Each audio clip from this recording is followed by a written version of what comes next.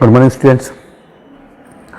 सो ये क्लास 6 का चैप्टर 4 का आपका पहला लेक्चर है। ठीक है, तो चैप्टर 4 में हम पढ़ेंगे कि कंप्यूटर लैंग्वेजेस के बारे में। तो कंप्यूटर लैंग्वेजेस क्या होती हैं, मशीन लेवल लैंग्वेज क्या होती हैं, असेंबली लैंग्वेजेस क्या होती हैं, हाई लेवल लैंग्वेजेस क्या होती हैं, इनके ट्रांसलेटर के बारे में पढ़ेंगे। ठीक है, तो बेसिकली लैंग्वेज होती क्या है।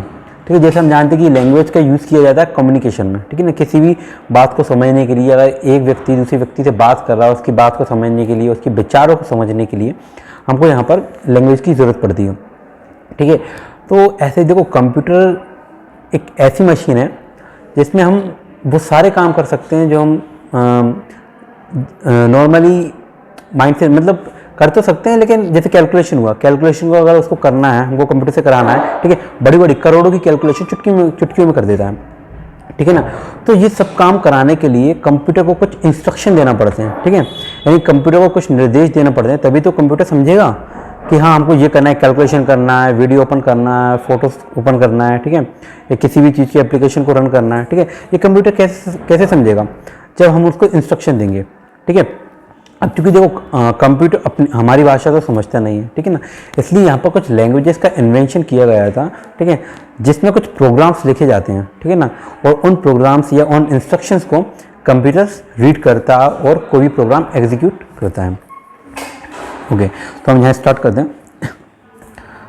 फर्स्ट ये है, language is a medium for expressing our views and feelings either verbally or symbolically.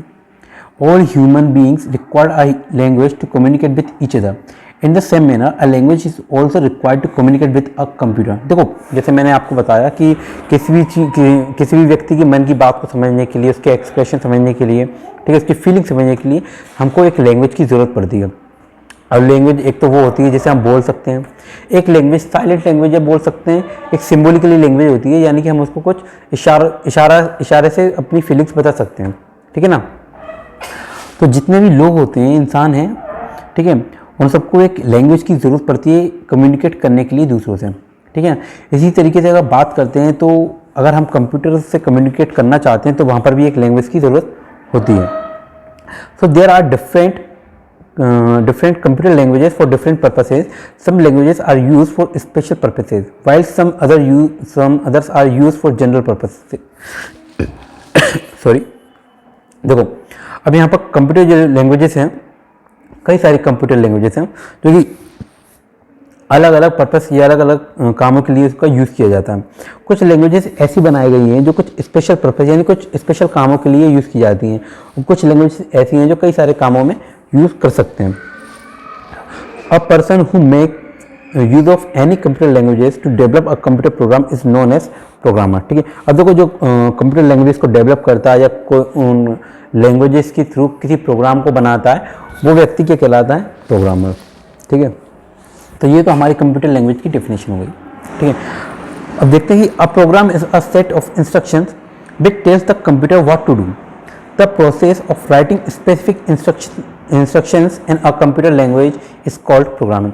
देखो प्रोग्राम क्या होता है, जैसे मैंने आपको बताया कि कंप्यूटर जिन चीज़ों को समझता है वो उनकी लैंग्वेजेस में हम उनको कुछ इंस्ट्रक्शन दे दें, तो जो इंस्ट्रक्शन को हम स्टेप बाय स्टेप यानी एक एक करके एक सीरियल वे में देंगे, ठीक है, वो सेट ऑफ इंस्ट्रक्शन जो होते हैं वो कहलाता है प्रोग्राम। ठीक है, तो प्रोग्राम क्या होता है, एक सेट ऑफ इंस्ट्रक्शन होता है, ठीक है, जो कंप्यूटर को ये बताता है कि उसे क्या करना है। ठीक है, अगर हम कुछ जो स्पेसिफिक इंस्ट्रक्शन यानी कुछ स्पेसिफिक काम कराने के लिए कुछ जो स्पेसिफिक इंस्ट्रक्शन उनको देते हैं, कंप्यूटर उनको रीड करता है, उस पर प्रोसेस करता है। ठीक है ना, और यही क्या कहलाती है, प्रोग्रामिंग। ठीक है, तो यहाँ पे एक नॉलेज का एक फैक्ट दिया है कि assembler are software program use to translate assembly language programs into machine language. ठीक है, देखो जो असेंबली लैंग्वेज होती है इसको मशीन लैंग्वेज में कन्वर्ट करने के लिए, इसको ट्रांसलेट करने के लिए एक डिवाइस की ज़रूरत होती है जिसको बोलते हैं, ये बोल सकते हैं एक प्रोग्राम सॉफ्टवेयर प्रोग्राम होता है जिसको बोलते हैं असेंबलर। ठीक है, इसके बारे में आगे हम पढ़ेंगे। ठीक है, अब बात करते हैं कंप्यूटर लैंग्वेजेस कौन कौन सी होती हैं। फर्स्ट आती है मशीन लैंग्वेज, सेकेंड है असेंबली लैंग्वेज, थर्ड है हाई लेवल लैंग्वेज, और फोर्थ है फोर्थ जनरेशन लैंग्वेज। तो एक एक करके इन सारी लैंग्वेजेस के बारे में हम डिटेल में पढ़ेंगे। तो फर्स्ट पढ़ते हैं हम machine language. So machine language was used in earlier computers and contained digits 0 and 1 only. It is the only language that a computer understands. All instructions were made up of combinations of 0 and 1. This was quite difficult for operators to learn and understand. ठीक है, देखो machine language जो है ना वो computer में use की जाती है। ठीक है, देखो स्पेशली क्या बात है कि जो कंप्यूटर होता है वो मशीन लैंग्वेज को ही समझ पाता है। हम जो बोल रहे हैं या हम जो लिखते हैं कंप्यूटर उन चीज़ों को नहीं समझ पाता है। ठीक है, तो कंप्यूटर जो चीज़ समझ रही है, जिस लैंग्वेज को वो समझ रहा है उसको बोलते हैं मशीन लैंग्वेज। और मशीन लैंग्वेज को जिस कोड में लिखा जाता है वो होता है 0 and 1, यानी कि 0 1 की फॉर्म में लिखा जाता है। ठीक है, और उसी चीज़ को कंप्यूटर, देखो जहाँ पे इलेक्ट्रिक पल्स होते हैं, ठीक है, कुछ इलेक्ट्रिक पल्स होती हैं यानी कि कुछ सिग्नल्स भेजे जाते हैं, ठीक है ना, कंप्यूटर को। ठीक है, तो जो सिग्नल भेजा जाता है ना उसको बोलते हैं 1। ठीक है, 1 का मतलब क्या है, सिग्नल जहाँ पर भेजे जा रहा है, सिग्नल ऑन है। ठीक है ना, 0 का मतलब क्या होता है, सिग्नल ऑफ है, यानी कि सिग्नल बंद है। तो ये 0 1 का जो कॉम्बिनेशन होता है ना, कंप्यूटर उसको रीड करता है और उसी लैंग्वेज को कंप्यूटर अंडरस्टैंड करता है। ठीक है, तो 0 1 के कॉम्बिनेशन से कुछ इंस्ट्रक्शन बनाए जाते हैं जिनको कंप्यूटर समझता है। ठीक है ना, अब देखो जो यूज़र होता है, जो ऑपरेट कर रहा है कंप्यूटर को, ठीक है ना, उनको ये चीज़ समझना बहुत डिफिकल्ट होती है, लेकिन कंप्यूटर आसानी से समझ जाता है। ठीक है, तो this language is extremely machine dependent. Machine dependent का मतलब होता है ये पूरी जो लैंग्वेज है किस पर डिपेंड है, मशीन पर, यानी कंप्यूटर ही इसको समझ सकता है, इंसान नहीं समझ सकते। अब इसका कुछ सॉल्यूशन है वो हम आगे पढ़ेंगे। तो अभी देखते हैं कि machine language program written on one computer में और may not work on the other computer. This is the reason why machine language is also regarded as a low level language. देखो अब जो मशीन लैंग्वेज होता है ना उसको specially किसी कंप्यूटर के लिए बनाया जाता है। ठीक है ना, अब वो जिस कंप्यूटर के लिए बनाया गया हो सकता है वो उसी कंप्यूटर में चले, ठीक है ना, दूसरे कंप्यूटर में उसका वो नहीं चले। ठीक है, ये दूसरे कंप्यूटर इसको अंडरस्टैंड नहीं कर पाता। ठीक है, इसी कारण इसको लो लेवल लैंग्वेज भी कहा जाता है। ठीक है, नेक्स्ट है आपकी असेंबली लैंग्वेज। ठीक है, तो देखो असेंबली लैंग्वेज क्या होता है, mnemonic codes and symbolic addresses are used in assembly language. This help of simply the hectic process of writing program. Generally the assembly language programs are written in modules and put together for the final execution.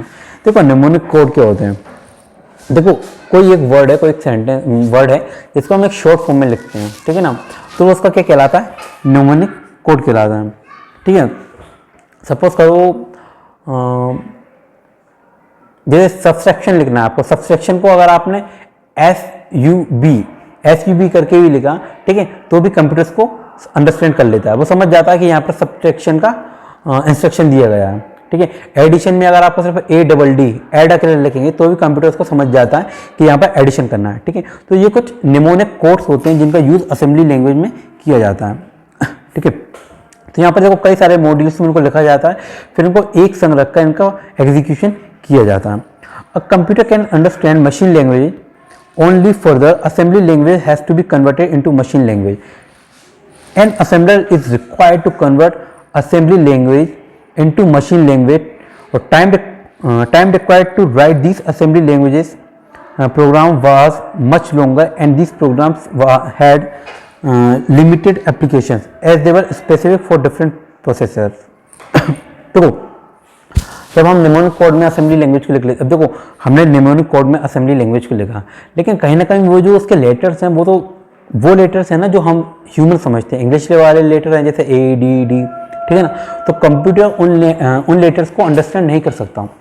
तो इसके लिए क्या होगा कि assembly language को machine language में convert करना होगा, यानी उस लैंग्वेज में जो कंप्यूटर समझ सके, मशीन लैंग्वेज में उसको ट्रांसलेट करना होगा। इसके लिए इसको ट्रांसलेट करने के लिए एक ट्रांसलेटर की जरूरत पड़ती है जिसको कहा जाता है असेंबलर। ठीक है, ये ट्रांसलेटर होता है, ठीक है, जो कि असेंबली लैंग्वेज को मशीन लेवल लैंग्वेज में या मशीन लैंग्वेज में ट्रांसलेट कर देता है। ठीक है, अब देखो असेंबली लैंग्वेज लिखने में काफ़ी टाइम लगता है क्योंकि हम इसको टाइप करके लिखते हैं। ठीक है, काफ़ी अच्छा खासा टाइम लग जाता है। ठीक है, इसकी जो एप्लीकेशंस होती हैं जिन असेंबली लैंग्वेज से जो प्रोग्राम्स बनाए जाते हैं और उन प्रोग्राम्स से जो एप्लीकेशन बनाई जाती हैं काफ़ी लिमिटेड होती हैं और किसी स्पेसिफिक काम के टास्क के लिए इसको बनाया जाता है। ओके, बात करते हैं नेक्स्ट हाई लेवल लैंग्वेज की। ठीक है, तो हाई लेवल लैंग्वेज क्या होती है, high level language is very convenient for the operator for instructing computer. High level language has become, तो इसमें प्रिंट नहीं हो रहा, ठीक है, has become too easy learn होगा शायद, ठीक है, has become too easy learn जो भी है, ठीक है, that is why it is known as high level language.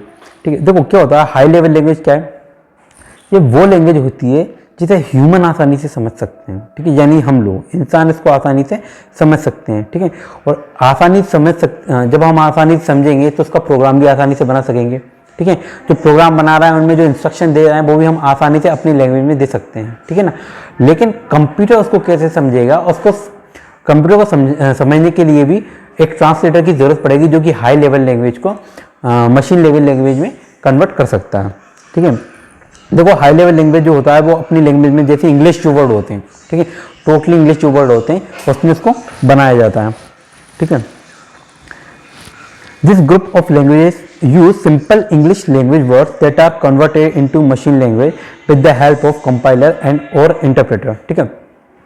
तो देखो यहाँ पर मशीन जो हाई लेवल लैंग्वेज है इंग्लिश वर्ड का यूज़ किया जा रहा है, ठीक है ना, टोटल इंग्लिश का यूज़ किया जा रहा है जो कि इंसान आसानी से समझ सकता है, ठीक है। अब इंसान तो समझ रहा है लेकिन कंप्यूटर कैसे समझेगा, तो कंप्यूटर को समझने के लिए हाई लेवल लैंग्वेज को मशीन लेवल लैंग्वेज में इसको ट्रांसलेट करने के लिए एक ट्रांसलेटर की ज़रूरत पड़ती है जिसको बोलते हैं कंपाइलर या फिर इंटरप्रेटर, ठीक है। तो कंपाइलर या इंटरप्रेटर जो होता है वो इस हाई लेवल लैंग्वेज को मशीन लेवल लैंग्वेज में आसानी से ट्रांसलेट कर सकता है, जिसको कन्वर्ट कर सकता है। तो अब देखते हैं advantages of high level language. तो इसके एडवांटेजेस क्या हैं? Commands are written in simple English language. जो भी हम कमांड दे रहे हैं उनको आसानी से किस लैंग्वेज में लिख सकते हैं हम इसको? इंग्लिश लैंग्वेज में। इंग्लिश लैंग्वेज में लिख रहे हैं तो इसको समझने में यूजर को ज़्यादा दिक्कत नहीं आएगी। Language of hardware and binary arithmetic is not required, ठीक है।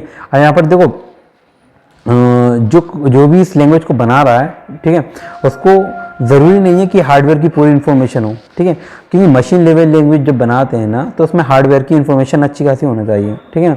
बाइनरी अर्थमेटिक की ज़्यादा नॉलेज भी, एक बेसिक नॉलेज की ज़रूरत हो काफ़ी है, ठीक है, कुछ ज़्यादा नॉलेज की इसमें ज़रूरत नहीं होती। Programs are not restricted to a particular machine only, ठीक है। अब देखो यहाँ पर जो प्रोग्राम बनाए जा रहे हैं वो किसी भी टाइप के सिस्टम में आसानी से उसको यूज़ कर सकते हैं। यहाँ पर ऐसा नहीं है कि देखो यहाँ पर मशीन डिपेंडेंट नहीं है कि किसी एक पर्टिकुलर मशीन में ही प्रोग्राम रन होगा, ठीक है। यहाँ पर जो प्रोग्राम बनाया है वो किसी भी सिस्टम में या किसी भी मशीन में आसानी से रन हो सकता है। Programs require less time and effort for coding, ठीक है। अब जो प्रोग्राम है, ठीक है, उनको कोड करने में कम समय लगता है क्योंकि देखो हम इंग्लिश लैंग्वेज में बना रहे हैं तो ह्यूमन उसको आसानी से समझ सकता है और स्पीड में उसको टाइप भी कर सकता है, ठीक है। तो यहाँ पर कम टाइम और कम एफर्ट लगता है उसको कोड करने में, ठीक है। अब बात करते हैं फोर्थ जनरेशन लैंग्वेज की, जिसको शॉर्ट में FGLS भी बोलते हैं, ठीक है। तो यहाँ पर कुछ फीचर्स दिए गए हैं। Features of fourth generation language have been given below. They are highly user friendly, ठीक है। ये जो लैंग्वेज होती है यूज़र फ्रेंडली होती है, यानी यूज़र से आपस में बहुत ही मतलब यूज़र के लिए काफ़ी कन्वीनियंट होती है। They very high speed of execution, ठीक है। इसका जो एग्जीक्यूशन स्पीड है वो काफ़ी हाई होता है। They minimize the efforts of user even as he obtains any set of information, ठीक है। जो यूज़र होता है उसका एफर्ट यानी उसकी मेहनत काफ़ी कम हो जाती है यहाँ पर, ठीक है, क्योंकि यहाँ पर ये जो सेट ऑफ इंफॉर्मेशन है उसको आसानी से ऑब्टेन कर लिया जाता है। We get the output of any program without bothering about the steps involve, ठीक है। अब यहाँ पर देखो जो भी प्रोग्राम है उसको रन करके ये उसका एग्जीक्यूशन करके यहाँ पर आसानी से आउटपुट को प्राप्त किया जा सकता है, ठीक है।